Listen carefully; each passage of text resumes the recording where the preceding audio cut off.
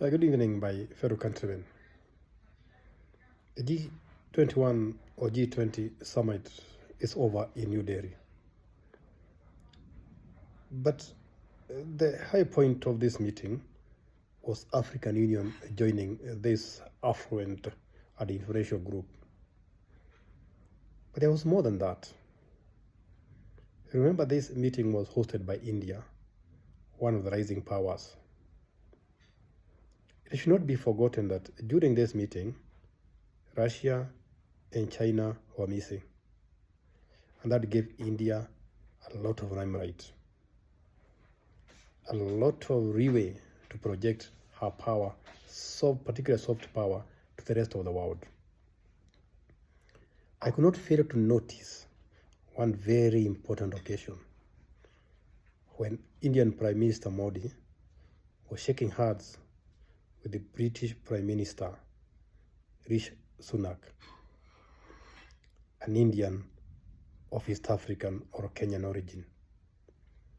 I wonder how Rishi Sunak felt shaking the hand of his fellow countryman, a country that was once a colony of UK.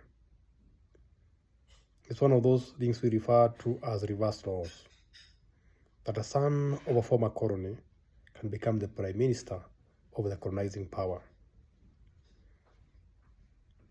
This meeting was not just about G21.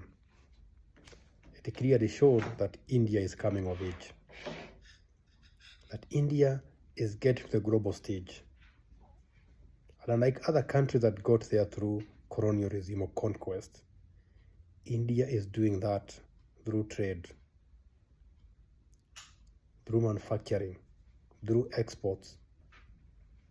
And another factor that is often forgotten, her intellectual power.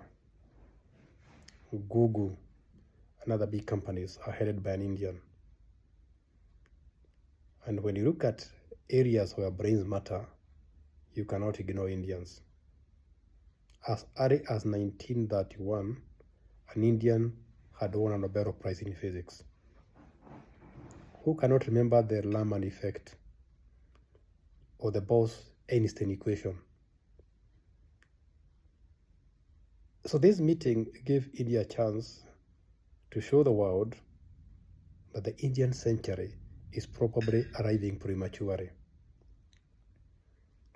We are focused on China. We are all focused on war in Ukraine. But I think slowly by slowly, India is taking her stake or taking up her position on the global scheme of things. So beyond G21 meeting, beyond admission of African Union to G21, expect a new India, more confident, more willing to articulate her strategic interests, but softly. And before I switch off, remember, now we are hearing of Indian movies, beyond Indian medical services and Indian drugs. I think when closer home here, we can see the effect or the evidence of the rise of India. Will Kenya benefit from the emerging India? Let's think about it.